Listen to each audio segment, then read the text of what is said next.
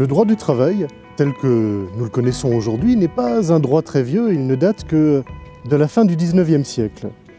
Et pourquoi est-ce qu'il existe ?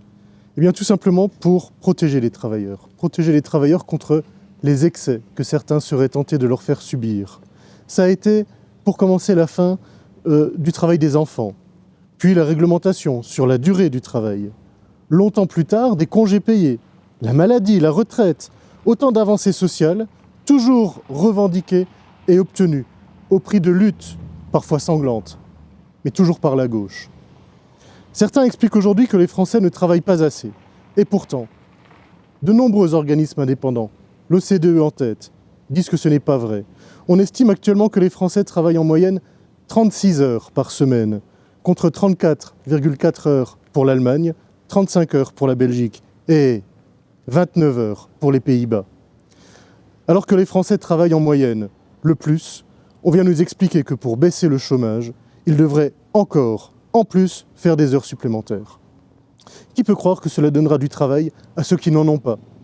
Le chômage est un fléau personnel, car, sauf pour ceux qui n'ont aucun amour-propre, rien n'est pire que de ne pas pouvoir gagner son pain grâce à son labeur. Un fléau pour la France, qui n'arrive pas à équilibrer ses comptes publics du fait du montant trop faible des cotisations. Même si le chômage a baissé durant la dernière année, le recul est trop timide et ne concerne pas assez de nos concitoyens. La situation reste fragile, trop fragile. Le travail est la valeur fondamentale de la gauche. Le Parti socialiste a et aura à cœur de favoriser le développement économique. C'est évident. Et le gouvernement sortant l'a prouvé à travers une politique qui a permis aux entreprises de retrouver des marges de manœuvre. Mais là où la droite pense que baisser les charges est une fin en soi, eh bien, moi je pense, la gauche pense, que cela ne suffit pas, qu'il faut rester vigilant. Relancer l'économie est une nécessité, mais elle ne doit pas se faire à n'importe quel prix, pas au détriment des conditions de travail. Une modification du Code du travail est évidemment toujours envisageable. Aucune loi n'est figée pour l'éternité, et celle-ci doit toujours s'adapter aux circonstances.